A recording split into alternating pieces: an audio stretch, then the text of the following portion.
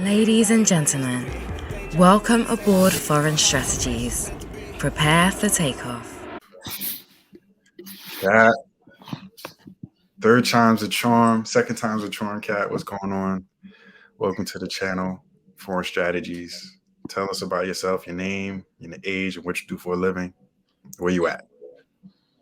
Hey guys, I am currently in Copenhagen, Denmark. I am 23 years old.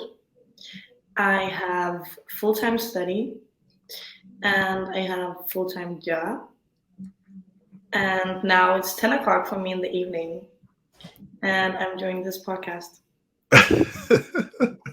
She's like, wrap it up, guys. No. No, I'm just messing with Normally I first sleep at like 12, 1. you. Yeah. All right, so let's get into it. What do you like to do for fun? Party, hiking, sightseeing? In the summer, I windsurf, Oh, damn. if you know that. Yeah. I'm a teacher in that. And I play, now in the winter, I play paddle tennis. Nice. I work out, of course, but not as much as I'm wanting to. And then I play tennis sometimes. Mm-hmm. And otherwise, I just go out, eat, and have a drink when I'm off work. Nice. Yeah, I want to go out, but I'm always working when the club is open. So. Okay. And what do you do at the club? What kind of work? I am the girl you will meet when you buy a fancy, expensive table. You will meet me in the door and I will follow you up to the table. Nice. Very nice. The nightlife is crazy in Copenhagen. I love it there. Yeah. Yeah, you like it too? I enjoy it from the outside. It's very fun to look at. People are definitely drinking. The 2 years it have been almost shut down. And we go in the winter. And normally we'll drink a lot in the winter because there's nothing else really to do. So, yeah. We spoke earlier.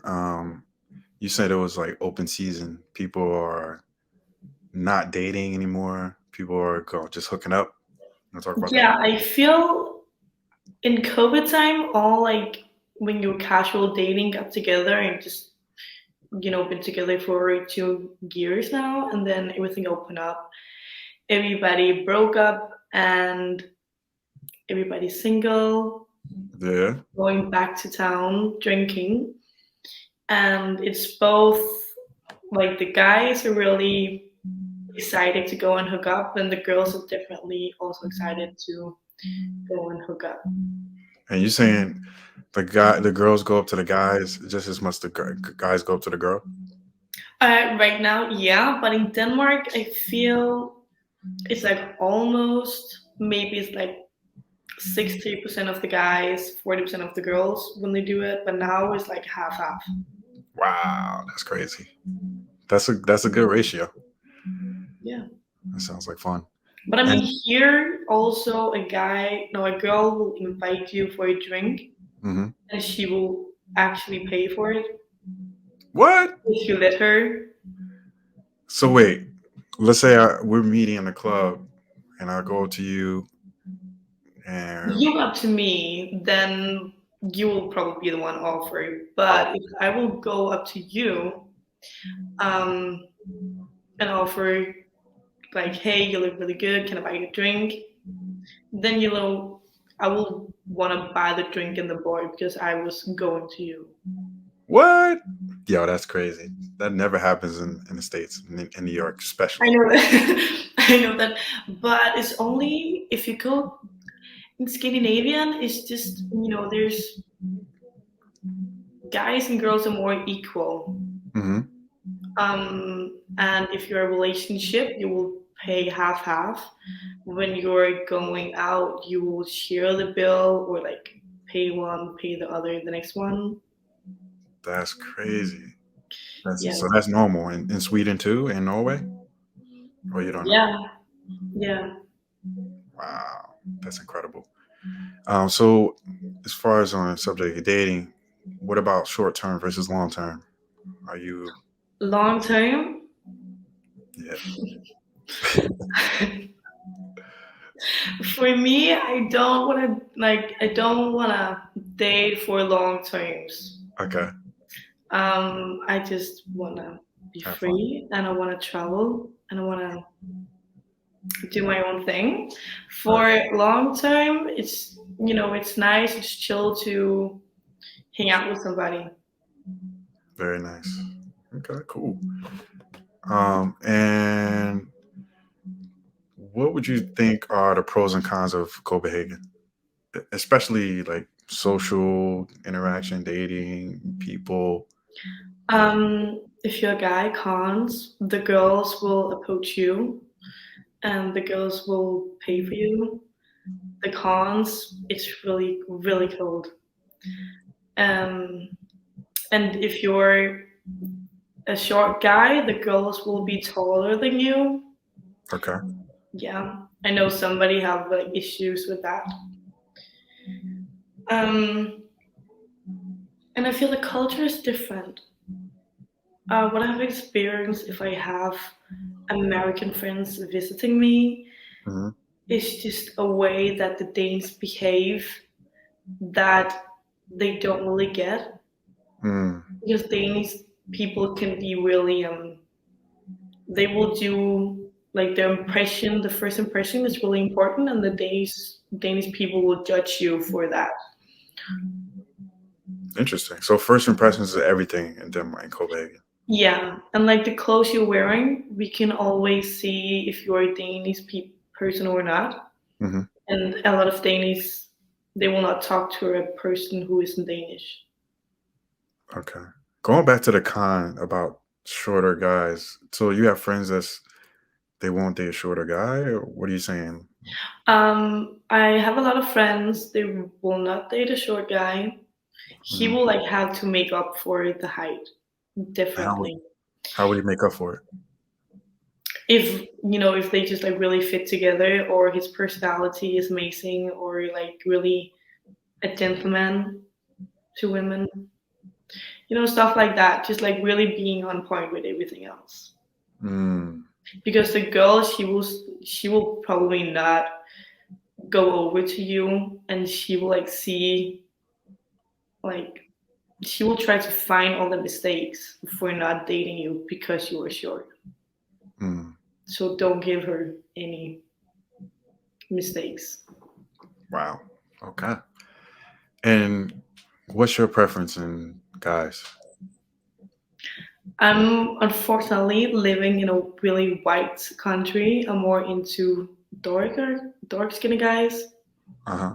And when you mean by darker, you mean Latin, I Italian? mean, like black skin, their nationality doesn't really matter, but it's just what I'm most into, and I'm most into um, guys that are not from Denmark.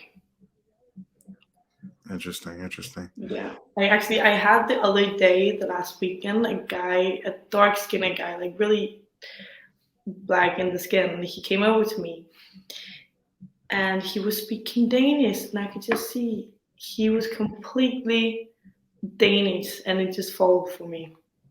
You didn't get turned on by that. You were turned off. No, I was just like, no, Okay, so but if he was dark skinned and he talked with an African accent or African American accent, or he was just more international. okay, more international. I think I'm just used to that the guys I'm talking to, I'm speaking English Hmm. or texting in English. So And I what if think it's it's like also has something like the culture to do the way you act. okay, so if it was like a Greek guy, an Italian guy, it came over real smooth, those Brazilian guys, they're a little darker too. I mean, I'm always open for a guy who comes over to me. What I have experienced the most is like the typical Danish guy coming over to me. So I'm like done with that. I don't want to spend time. Hmm. But I'm always guys coming over to me that is not from Denmark, maybe been here a year or two. I want to be really nice and inviting them in the whole culture. But the dating, I'm just like not in the dating phase right now. Okay. So you just short time trying to have a good time. Yeah. Okay, I'm asking this for the culture. So, like, let's say we're in a club and you saw me, and you know, you don't actually see how I look like, or like you just see my face when we were chatting before this. And I came up to you and I was talking the way, you know, the way we talked before. Would you be responsive or? I will definitely be responsive. Okay. But if like, I just always think that a guy coming up to a girl, it just takes a lot of credit, and I want to give it to the person who's coming up, and I don't want them to feel like they shouldn't have done it.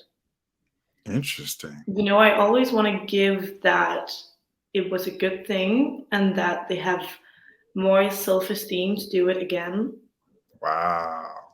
So you give more extra credit the fact that I would go up to you because you see that, oh, like he has confidence.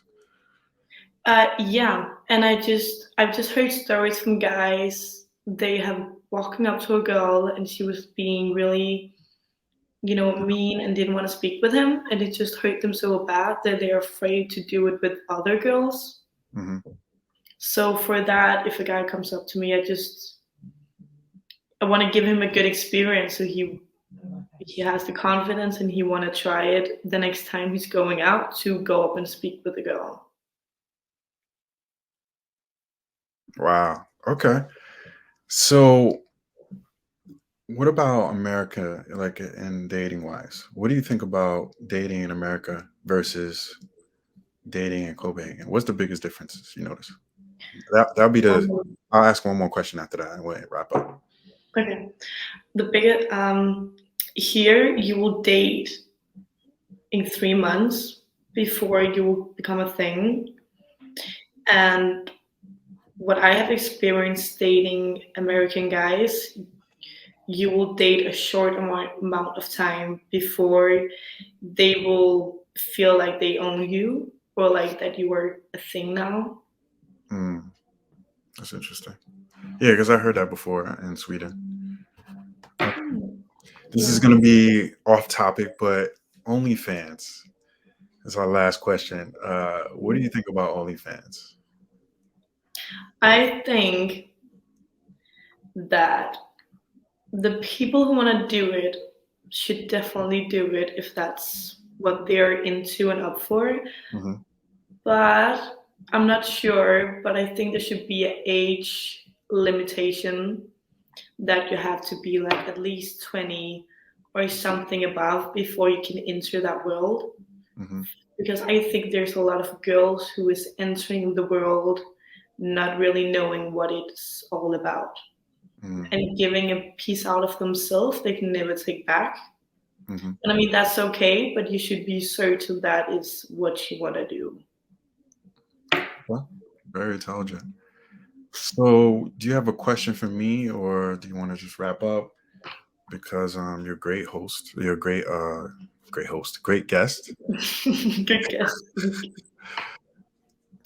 have a question for us? You have been in Copenhagen. I have, yes, three times, I think. 3 times. You know Copenhagen. Yeah. What do you think is the biggest difference between dating Copenhagen or dating in America? The biggest is I'm a traditional guy. I like to pay for everything. But when I was in Copenhagen, the girl I was dating at the time, she liked to pay half, and she was fighting me on it. So I just gave up and I let her pay half, and that was like really huge. Like one of the biggest things.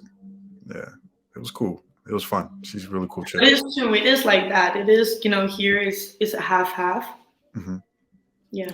And another thing is when I used to go to the clubs in Copenhagen, girls would approach me and I would be shocked all the time because in the States, in New York, girls never come up to me. Yeah. Maybe they'll smile or, give me a long look. But in Copenhagen that come up to me. I'm like, wow. I'm always shocked because that never happens in the States. No, but you can imagine if both parties are like that, the guys and the girls, and they've been locked in for 2 years, and now they're coming out, and the clubs are open. Yeah, so it's crazy right now in Copenhagen. Yeah. All right, so foreign strategies in Copenhagen coming soon. All right, so yeah, we would love to have you back on a live whenever it makes sense. Thank you. Time in the future. That's cool. Thanks for being our guest. Guys, follow on Instagram, Catherine. You see the name. Thank you for having me. All right, guys, this is Delaine Isaac, One Half Foreign Strategies. We are out. Once again, thanks for flying with Foreign Strategies. Make sure you subscribe.